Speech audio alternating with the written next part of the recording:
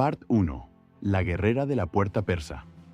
Hace más de 2500 años, en las escarpadas montañas de la antigua Persia, una mujer se encontraba en un estrecho desfiladero frente a uno de los ejércitos más poderosos que el mundo jamás había visto.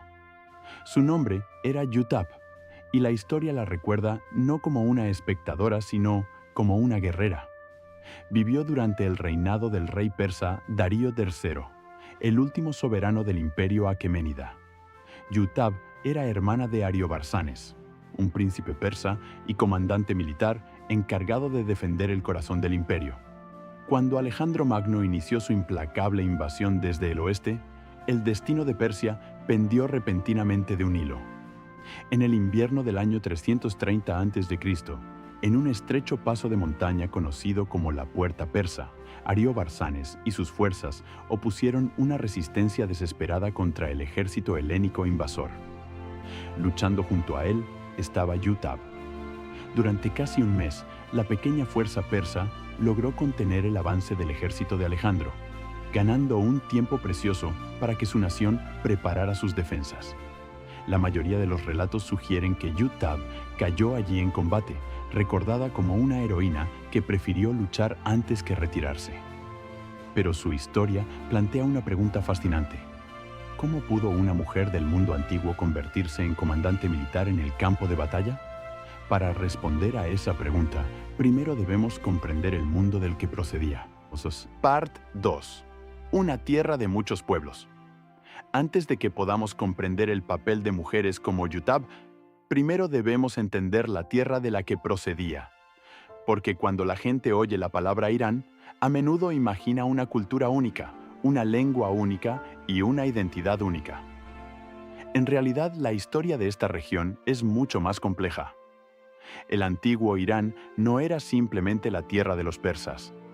Era una vasta encrucijada entre civilizaciones que se extendía desde Oriente Medio en el oeste hasta las tierras altas afganas en el este. A lo largo de los siglos, muchos pueblos diferentes vivieron dentro de sus fronteras. Algunos eran persas, pero otros eran azeríes, kurdos, lurs y muchos más grupos cuyas tradiciones dieron forma a la región de diferentes maneras. Incluso la lengua más estrechamente asociada con el Irán actual, el farsi, era solo una de las varias lenguas que se hablaban en todo el territorio. Las diferencias culturales podían ser drásticas. Las aldeas de Baluchistán, en el sureste, tenían costumbres muy diferentes de las situadas cerca de la frontera con Azerbaiyán, en el noroeste. La geografía, las rutas comerciales y siglos de migraciones crearon un entorno donde las culturas se mezclaron, chocaron y evolucionaron juntas. Debido a esta diversidad, los historiadores describen a menudo el antiguo Irán como uno de los grandes crisoles de razas del mundo.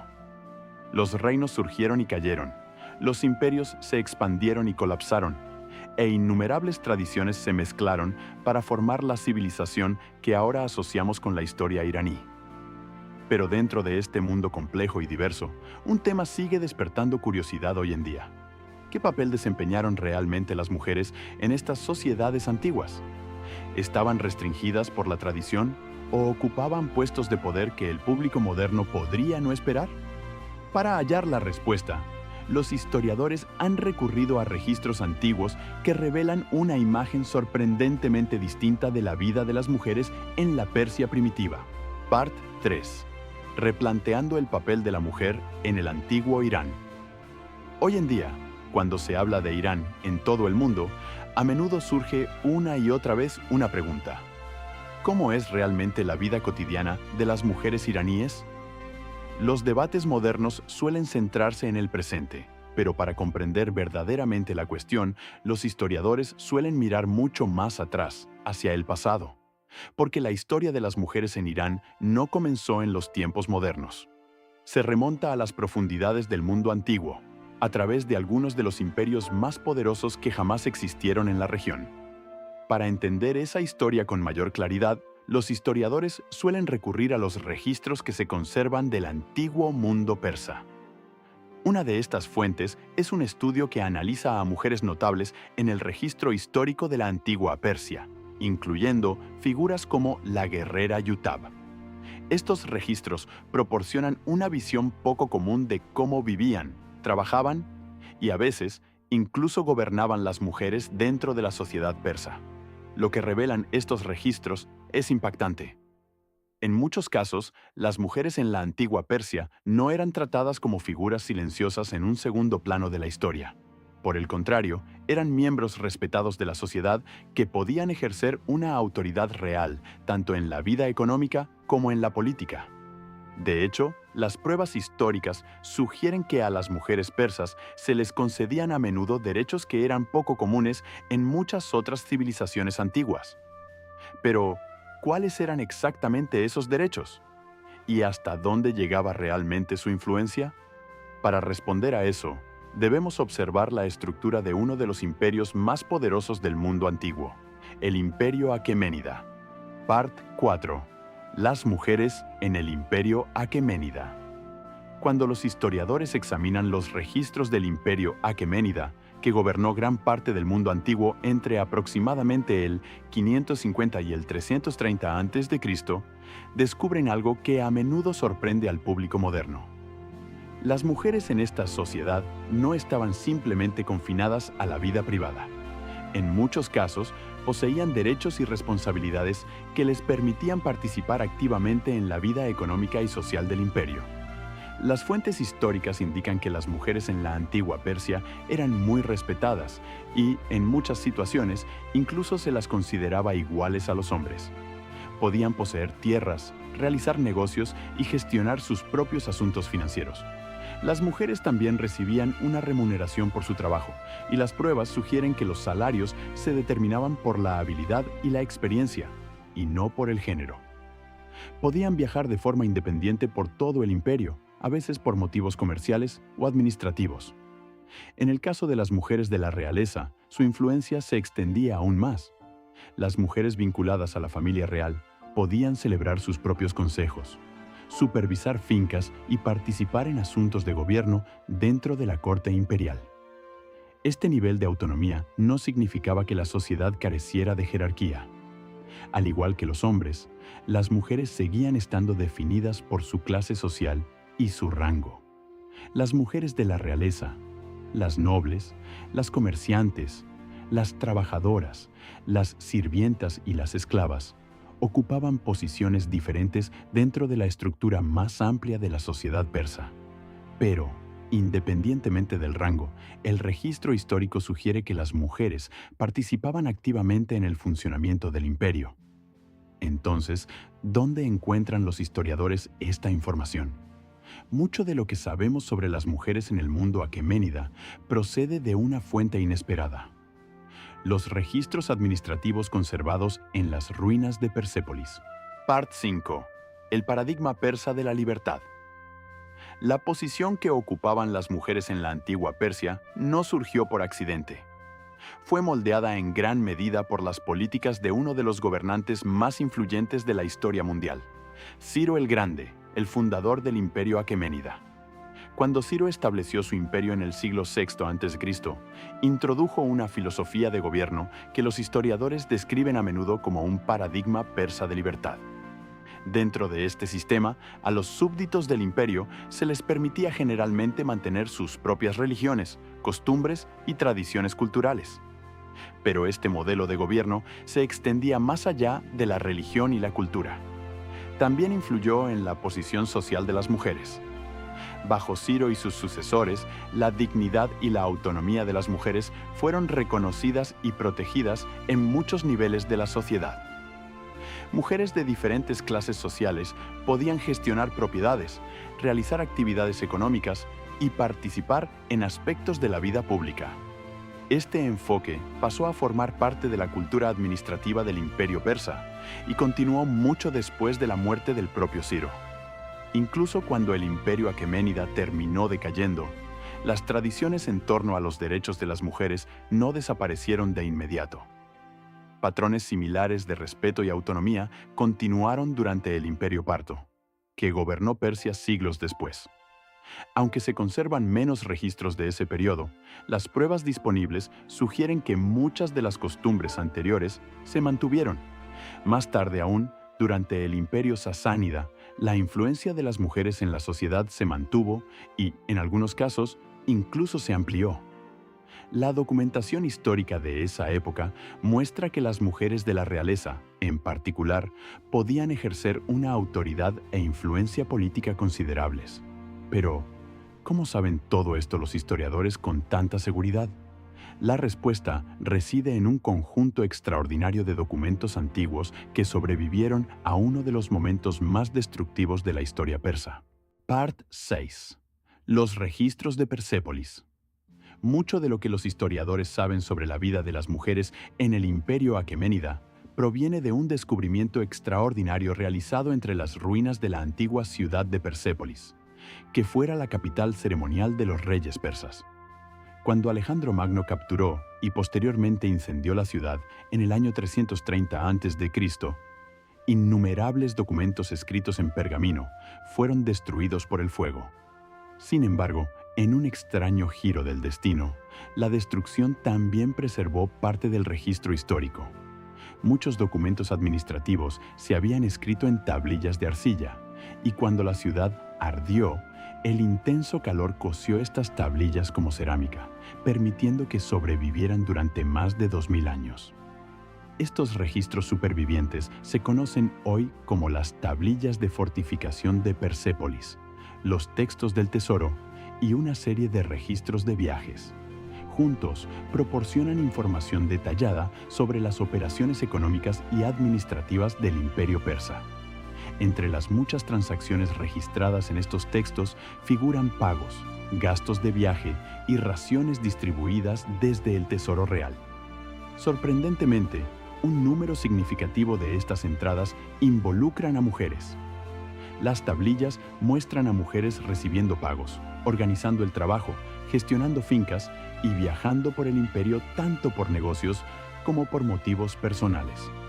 Algunos registros describen incluso a mujeres que recibían suministros y apoyo financiero del Tesoro Real mientras viajaban de forma independiente a través de grandes distancias. Estos documentos ofrecen pruebas contundentes de que las mujeres participaban activamente en la vida económica del imperio, en lugar de estar confinadas a roles domésticos. Pero mientras muchas mujeres participaban en el comercio y la administración, aquellas vinculadas a la familia real a menudo ostentaban una autoridad aún mayor. Para comprender hasta qué punto podían ser influyentes, debemos observar la vida de las mujeres de la realeza y de la nobleza dentro de la corte persa.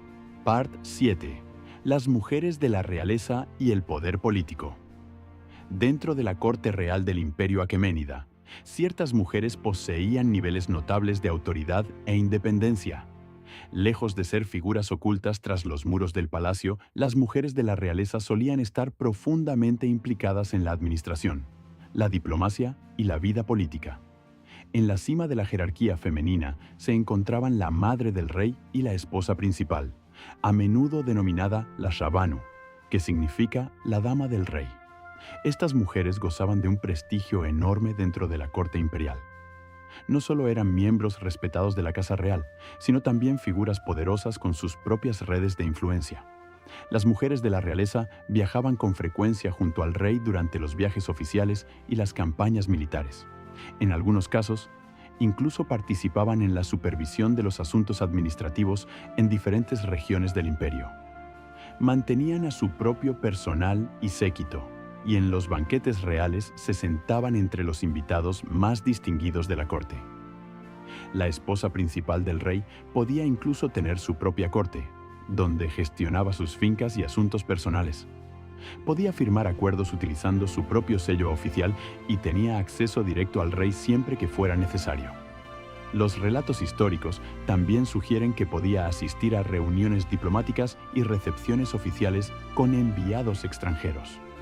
Estos privilegios revelan cuán visibles e influyentes podían ser las mujeres de la realeza en la vida política persa. Su presencia no era meramente simbólica. En muchos casos desempeñaban un papel real en la toma de decisiones dentro del imperio. Y la historia recuerda a varias de estas mujeres de la realeza por su nombre. Algunas fueron madres de reyes, otras fueron reinas cuya reputación se extendió por todo el mundo persa. Part 8. Mujeres famosas de la realeza persa. La influencia de las mujeres de la realeza en el imperio persa se vuelve aún más clara cuando observamos a las personas cuyos nombres han sobrevivido en los registros históricos. Estas mujeres no eran simples miembros de la casa real. Muchas fueron recordadas por su inteligencia, su influencia política y su fortaleza personal. Una de las figuras más tempranas fue Mandane, la madre de Ciro el Grande, fundador del Imperio Aqueménida. Aunque se conservan pocos detalles sobre su vida, su posición como madre del fundador del imperio la situó entre las mujeres más respetadas de la temprana corte persa.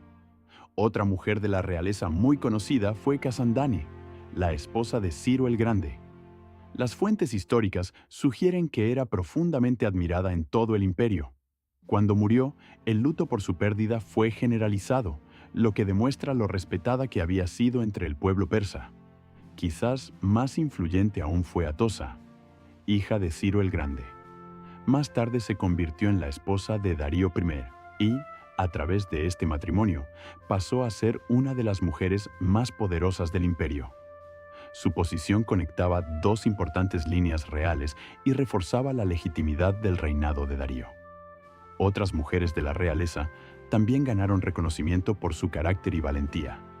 Sisigambis, la madre de Darío III, se ganó la admiración por su comportamiento digno tras la derrota de su hijo a manos de Alejandro Magno. En lugar de resistirse ciegamente al conquistador, se comportó con honor y mesura en una situación política difícil. Incluso Roxana, la esposa persa de Alejandro Magno, es recordada a menudo por su capacidad de recuperación durante los turbulentos años que siguieron a la muerte de Alejandro. Estos ejemplos revelan una verdad importante. Las mujeres de la realeza persa no eran figuras invisibles en el trasfondo de la historia. Sus acciones, alianzas y decisiones podían moldear el futuro político del propio imperio. Pero las mujeres de la realeza no eran las únicas con influencia. En la antigua Persia, incluso las mujeres ajenas a la familia real podían controlar propiedades, dirigir negocios y, en algunos casos, incluso elegir a sus propios maridos. Part 9. Matrimonio, propiedad y autonomía personal. En el imperio aqueménida, el matrimonio se utilizaba a menudo como una herramienta política, especialmente dentro de la familia real. Las hijas y hermanas del rey solían casarse con nobles poderosos o gobernantes extranjeros para fortalecer alianzas, asegurar tratados o reforzar relaciones diplomáticas. Sin embargo, incluso dentro de este sistema político, las mujeres persas conservaban a menudo un grado sorprendente de independencia. Los registros históricos sugieren que muchas mujeres podían poseer sus propias tierras y gestionar sus propios asuntos económicos, incluso después del matrimonio. La propiedad podía permanecer bajo el control de la mujer, lo que le permitía realizar negocios, administrar fincas y generar ingresos en su propio nombre.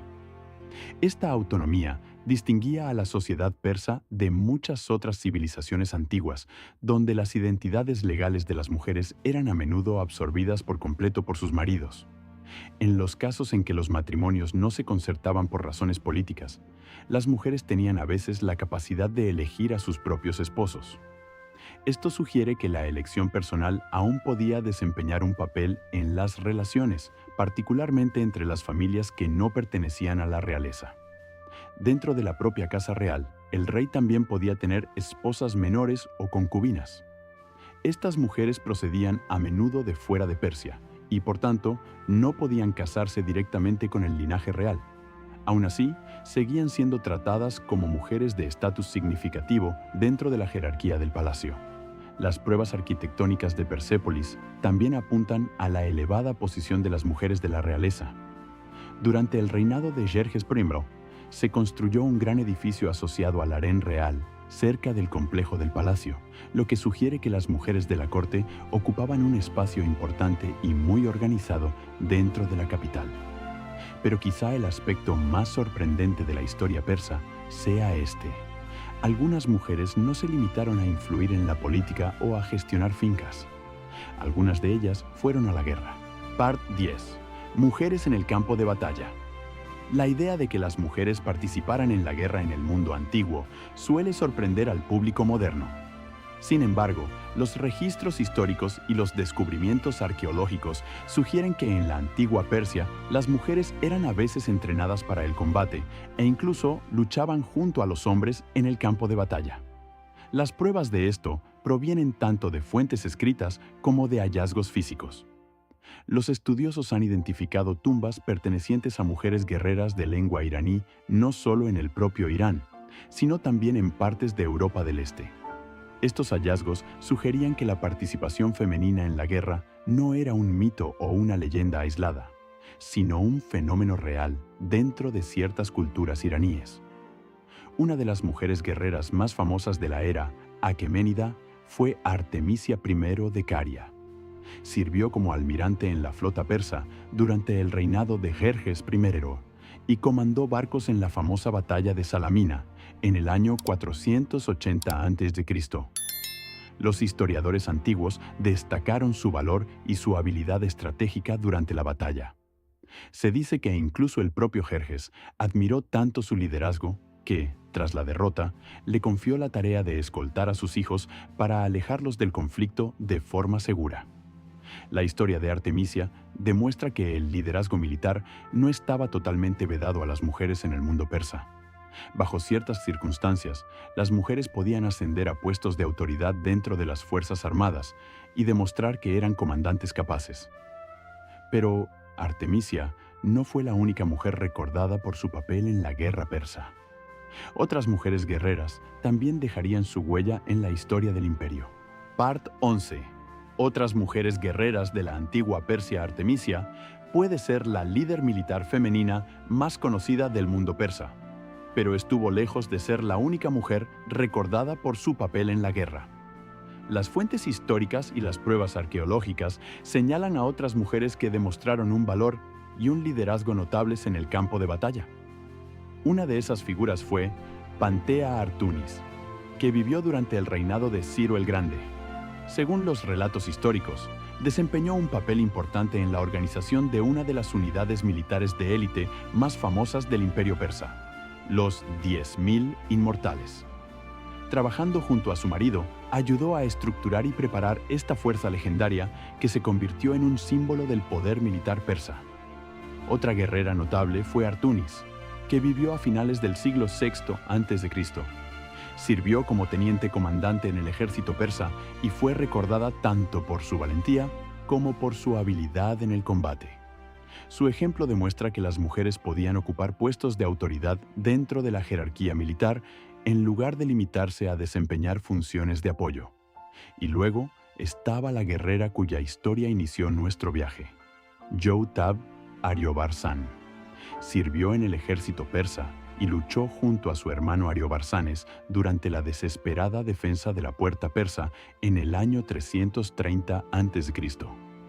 Cuando Alejandro Magno avanzó hacia Persépolis, los dos hermanos permanecieron juntos en uno de los últimos intentos de frenar la conquista macedonia de Persia. La mayoría de las interpretaciones históricas sugieren que Yo-Tab cayó en aquella batalla, recordada como defensora de su patria. Estas historias cuestionan la suposición común de que la guerra en el mundo antiguo era un dominio exclusivamente masculino. En Persia, bajo ciertas circunstancias, las mujeres podían entrenar, comandar y luchar con tanta fiereza como sus homólogos masculinos. Sin embargo, el servicio militar era solo una parte de la vida de las mujeres en el imperio persa. En muchos casos, su influencia se extendía aún más, al mundo del comercio y las finanzas, donde algunas mujeres se convirtieron en figuras extraordinariamente poderosas. Part 12. Mujeres poderosas en los negocios y el comercio.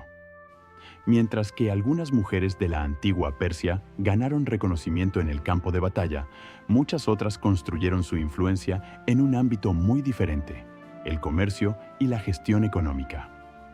Los registros administrativos conservados del Imperio Persa revelan que las mujeres estaban profundamente implicadas en el comercio, la producción y las operaciones comerciales a gran escala.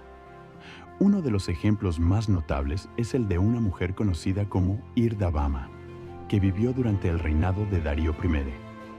Los documentos históricos la describen como una rica comerciante y gestora de fincas cuya influencia económica se extendía por múltiples regiones del imperio.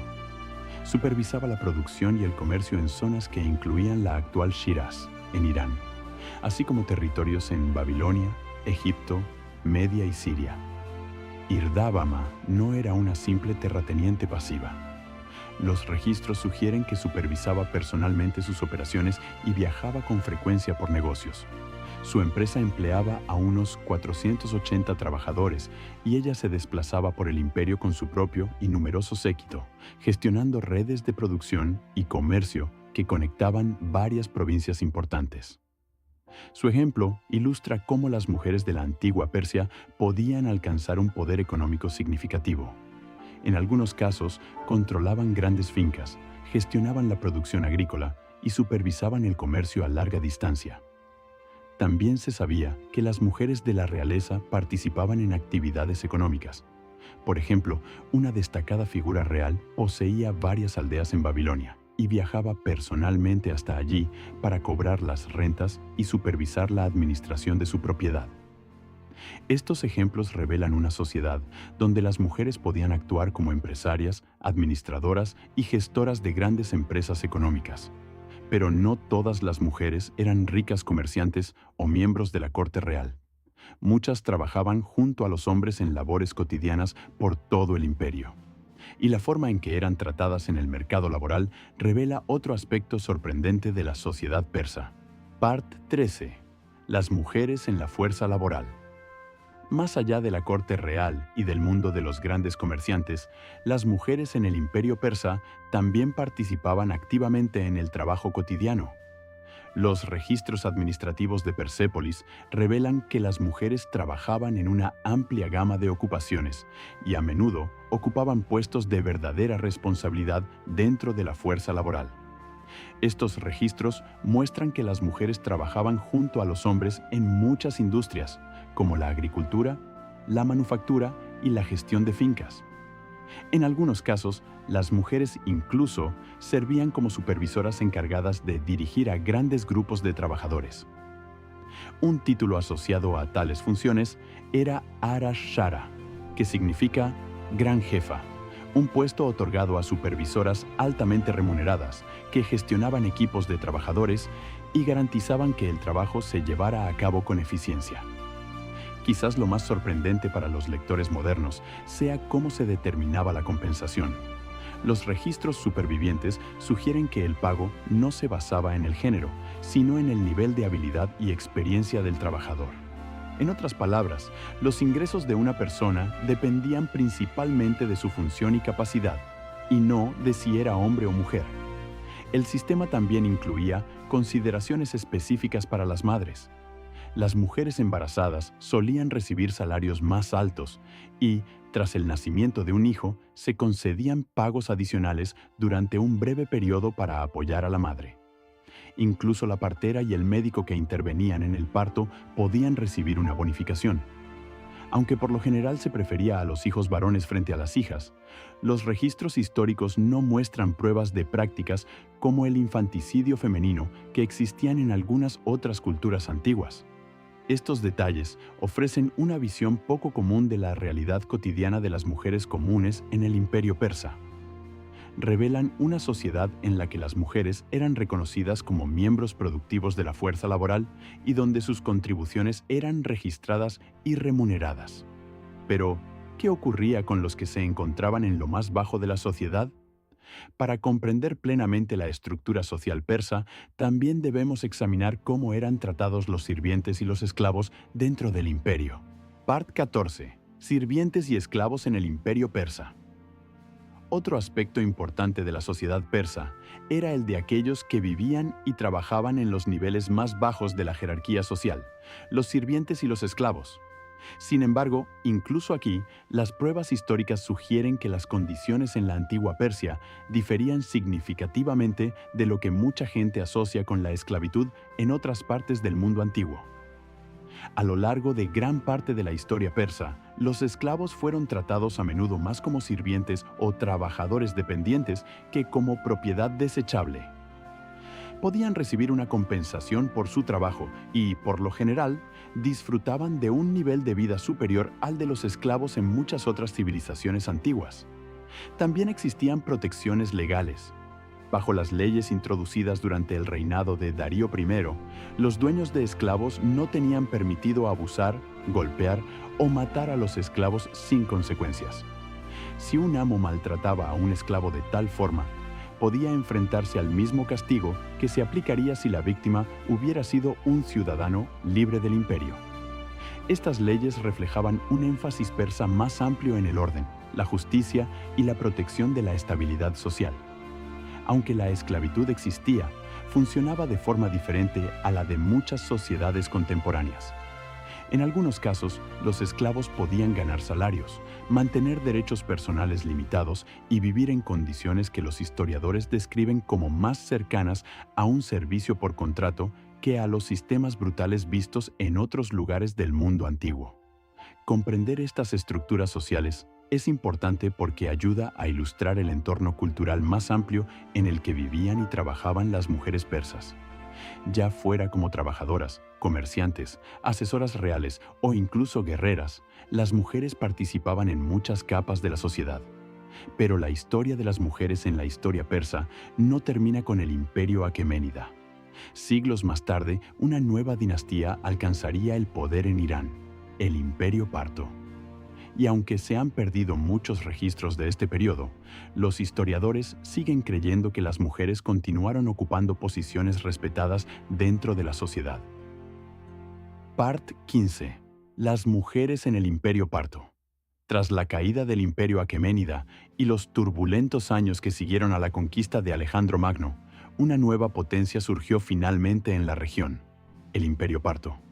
Esta dinastía gobernó gran parte de Irán y los territorios circundantes durante varios siglos. Sin embargo, cuando los historiadores intentan comprender la vida de las mujeres durante esta época, se encuentran con un desafío importante. En comparación con los imperios persas anteriores, se han conservado muchos menos registros históricos del periodo parto. Cuando el Imperio Parto cayó finalmente ante el naciente Imperio Sasánida en el año 224 d.C., muchos documentos, obras de arte y registros administrativos se perdieron o fueron destruidos. Como resultado, los historiadores de hoy solo disponen de fragmentos de información sobre la vida cotidiana y el estatus social de las mujeres durante esta época. Otra razón de la falta de documentación reside en la propia estructura del gobierno parto. A diferencia del sistema centralizado del anterior imperio aqueménida, los partos adoptaron un modelo de gobierno más descentralizado. Los nobles locales y las autoridades regionales ejercían una autonomía considerable, lo que significaba que los registros se guardaban a menudo localmente en lugar de almacenarse en un único archivo imperial. Con el tiempo, muchos de esos registros desaparecieron. A pesar de estos vacíos en el registro histórico, los estudiosos creen que las mujeres en el Imperio Parto probablemente continuaron disfrutando de un estatus social similar al del periodo persa anterior. Basándose en las pruebas supervivientes y en las comparaciones con las prácticas aqueménidas, los historiadores sugieren que las mujeres de la realeza probablemente seguían poseyendo tierras, gestionando fincas y manteniendo un grado de independencia económica. En otras palabras, aunque las fuentes son incompletas, las pruebas disponibles sugieren que la larga tradición de respetar la autonomía de las mujeres en la sociedad persa no se desvaneció repentinamente con la caída de los aqueménidas. Pero incluso dentro de este registro limitado, destaca una historia, la de una mujer extraordinaria que pasó de ser concubina a convertirse en una de las figuras más poderosas de la corte parta. Part 16. El ascenso de la reina Musa. Una de las historias más fascinantes del periodo parto es el ascenso de una mujer conocida como Musa, a veces llamada Termosa. Su vida ilustra cómo el poder, la ambición y la intriga política pudieron moldear la historia de un imperio. Musa no llegó originalmente a Partia como reina, sino como concubina. Había sido presentada al rey parto Fraates IV por el emperador romano Augusto como parte de un acuerdo diplomático relativo al control de Armenia alrededor del año 20 a.C., Lo que comenzó como un regalo político pronto se convertiría en algo mucho más significativo. Con el tiempo, Musa se ganó el favor y la confianza de Fraates IV. Su influencia en la corte creció de forma constante hasta que finalmente se convirtió en su esposa principal, ascendiendo muy por encima de la posición que ocupaba originalmente. Sin embargo, sus ambiciones no se detuvieron ahí. Según los relatos históricos, Musa acabó organizando el envenenamiento de Fraates IV. Tras su muerte, elevó a su hijo Fraates V al trono y gobernó junto a él como corregente del Imperio Parto. Al hacerlo, se transformó de concubina extranjera en una de las figuras más poderosas de la política parta. Su historia revela cómo las mujeres del antiguo mundo persa podían a veces navegar por las complejas estructuras del poder para lograr una influencia extraordinaria. Incluso en una corte real dominada por reyes y nobles, una mujer decidida y con habilidad política podía remodelar el equilibrio de autoridad. Pero Musa no fue la única mujer recordada de la época parta. Las pruebas también sugieren que las mujeres siguieron apareciendo en el campo de batalla, dando continuidad a la larga tradición de mujeres guerreras en la historia iraní. Part 17. Mujeres guerreras de la era parta. Aunque el registro histórico del Imperio Parto es incompleto, todavía existen pruebas que sugieren que las mujeres continuaron desempeñando papeles en la guerra durante este periodo. Los descubrimientos arqueológicos y las referencias históricas indican que la tradición de las mujeres guerreras en las culturas iraníes no desapareció tras la era aqueménida. Una prueba impactante proviene de un descubrimiento del que se informó a principios de la década de 2000. Los investigadores realizaron pruebas de ADN en un esqueleto hallado en el noroeste de Irán que había sido enterrado con una espada. Durante muchos años se supuso que los restos pertenecían a un guerrero varón. Sin embargo, el análisis reveló que el esqueleto pertenecía en realidad a una mujer que había luchado como guerrera hace unos 2000 años, situándola en el periodo parto. Excavaciones adicionales cerca del mar Caspio han descubierto otras tumbas que se cree pertenecen a mujeres guerreras iraníes. Estos hallazgos refuerzan la idea de que las mujeres eran entrenadas en el uso de armas y podían desempeñar funciones militares cuando era necesario. Entre las mujeres más famosas del periodo parto tardío se encontraba Surena, hija del rey parto Artaban IV. No solo fue una figura real, sino que también sirvió como asesora de su padre y general dentro de su ejército. Durante los últimos años del Imperio Parto, ayudó a dirigir las fuerzas contra Ardashir I, el líder emergente que acabaría derrocando a los partos y estableciendo el Imperio Sasánida. Tras la muerte de Artaban IV en batalla, se dice que Surena continuó luchando en un esfuerzo por vengar a su padre. Como muchos guerreros de su tiempo, se cree que murió en combate durante estas luchas. Su historia marca el final de una era imperial y el comienzo de otra. Con la caída del Imperio Parto, una nueva dinastía no tardaría en subir al poder en Persia, el Imperio Sasánida. Y durante este nuevo periodo, las mujeres volverían a desempeñar papeles importantes en la política, la cultura e incluso la guerra. Part 18. Las mujeres en el Imperio Sasánida. Cuando el Imperio Sasánida subió al poder en el año 224 d.C., heredó muchas de las tradiciones y estructuras sociales que habían existido en civilizaciones persas anteriores. Sin embargo, en varios aspectos importantes, la posición de las mujeres durante el periodo sasánida se hizo aún más visible en los registros históricos. A diferencia de la época parta, que dejó una documentación relativamente limitada, el periodo sasánida está mucho mejor documentado a través de textos y obras de arte. Estas fuentes revelan que las mujeres siguieron disfrutando de una posición respetada en la sociedad y, en algunos casos, su influencia dentro de la corte real parece haber crecido aún más que antes.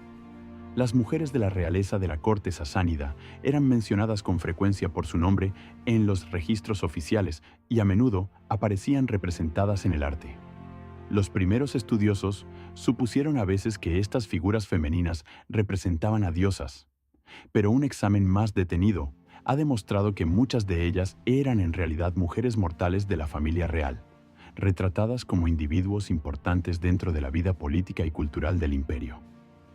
Dentro de la jerarquía real, todas las parientes femeninas del rey, ya fueran hermanas, hijas u otras parientes cercanas, eran generalmente reconocidas con el título de reina. La mujer de mayor rango entre las esposas del rey ostentaba el título de reina de reinas. Por su parte, la madre del rey ostentaba el título de madre del rey de reyes, lo que reflejaba su inmenso prestigio dentro de la corte. Al igual que en los periodos persas anteriores, las mujeres de la realeza participaban a menudo en matrimonios diplomáticos diseñados para fortalecer alianzas entre familias poderosas o reinos extranjeros. Sin embargo, incluso dentro de los matrimonios concertados, las mujeres podían ejercer un grado significativo de autonomía.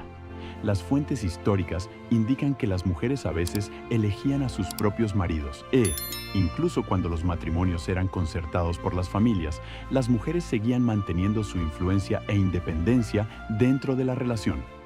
En algunos casos, las mujeres de la realeza llegaron a desempeñar papeles fundamentales en la configuración de importantes avances culturales e intelectuales dentro del imperio. Y varias mujeres notables de la corte sasánida se harían famosas por su influencia, liderazgo y habilidad política. Part 19. Mujeres influyentes de la corte sasánida. El periodo sasánida dio lugar a una serie de mujeres notables cuya influencia se extendió mucho más allá de los muros del Palacio Real. Los registros históricos describen a varias mujeres de la realeza que desempeñaron papeles importantes en la política, la diplomacia e incluso en la administración del Estado. Una de estas figuras fue Asadoc, esposa de Sapor I, que reinó del 240 al 270 después de Cristo. Muchos historiadores modernos creen que desempeñó un papel fundamental en la introducción de médicos griegos en la corte real. Este hecho contribuyó a la creación de Gundeshapur, que más tarde se convirtió en uno de los centros de saber más importantes del mundo antiguo, conocido por su hospital, su biblioteca y su comunidad académica. Otra mujer destacada fue Aspas, que ocupó el cargo de jefa de la policía secreta bajo el mandato de Ardashir II, lo que demuestra que las mujeres podían ocupar puestos de autoridad incluso dentro del aparato de seguridad del Estado. Su función indica un nivel de confianza y responsabilidad que raras veces se asocia con las mujeres en muchas otras sociedades antiguas. También estuvo la princesa Parin, hija de un alto cargo de la corte durante el reinado de Kabad I. Desempeñó un papel importante en las negociaciones diplomáticas entre la corte sasánida y el Imperio bizantino, lo que demuestra que las mujeres podían participar en los asuntos políticos internacionales. Quizás la mujer de la realeza más famosa de la era sasánida fue Boran, también conocida como Purandokt, hija de Khosroes II. Tras un periodo de agitación política, se convirtió en emperatriz del Imperio Sasánida, gobernando entre los años 629 y 631 d.C. Su reinado constituye uno de los raros momentos de la historia de la antigua Persia en los que una mujer gobernó el imperio directamente. Estos ejemplos demuestran que, durante el periodo sasánida, las mujeres podían influir en la política, la diplomacia y la vida intelectual en los niveles más altos de la sociedad. Pero su papel en la historia persa no terminó ahí. Incluso durante los últimos años del imperio, una última mujer guerrera se alzaría para defender su patria contra la invasión. Part 20. La caída del imperio y el legado de las mujeres persas. Durante los últimos años del imperio sasánida, la larga historia de mujeres persas poderosas e influyentes produciría una última figura notable. Su nombre era Apranik y llegó a ser conocida como una de las últimas defensoras del mundo persa. Apranik sirvió como comandante militar durante el reinado de Yazdegerd III, el último rey de la dinastía sasánida. Cuando los ejércitos árabes musulmanes invadieron Persia en el siglo VII, ella dirigió tropas contra ellos en un intento de defender el imperio. Aunque su ejército fue finalmente derrotado, Apranik se negó a rendirse. En su lugar, continuó librando una guerra de guerrillas contra las fuerzas invasoras, decidida a resistir el colapso de su patria. Según los relatos históricos, finalmente murió en batalla hacia el año 651 d.C. Con la caída del Imperio Sasánida ese mismo año, se produjo un cambio drástico en la condición de la mujer en la región. El reconocimiento histórico de las mujeres como individuos autónomos comenzó a desaparecer. Las mujeres ya no podían viajar libremente sin un acompañante masculino. Perdieron el derecho a dirigir sus propios negocios y, a menudo, se las privó de elegir a sus propios maridos. Con el tiempo, las mujeres pasaron a ser consideradas cada vez más como ciudadanas de segunda clase, obligadas a vivir bajo la autoridad y la guía masculinas. Sin embargo, las mujeres persas no aceptaron simplemente estos cambios sin resistencia. Los registros históricos describen a mujeres que se unieron a sus familias y comunidades para oponerse al nuevo orden político. Una de las figuras más conocidas de esta resistencia posterior fue Banu, la esposa de Babak Khorramdin, que luchó junto a él contra el califato abasí antes de que ambos fueran finalmente capturados y ejecutados. Aún así, el legado de las poderosas mujeres de la antigua Persia nunca desapareció por completo. Sus historias siguieron contándose de generación en generación, convirtiéndose en una fuente de orgullo y memoria cultural. En el Irán actual, varios festivales celebran la tierra, los elementos y las contribuciones de las mujeres. Durante el Festival de Esfand, se hace especial hincapié en la gratitud hacia las mujeres, y se recuerdan de nuevo las historias de las grandes mujeres del pasado. Estas historias sirven como recordatorio de que, mucho antes de que el mundo moderno empezara a debatir el papel de la mujer en la sociedad, las civilizaciones de la antigua Persia ya habían sido testigos de mujeres que fueron guerreras, comerciantes, líderes y gobernantes. Y quizás el legado más poderoso que dejaron es esta pregunta: si tales mujeres existieron hace miles de años, ¿qué podrían enseñarnos todavía hoy sus historias?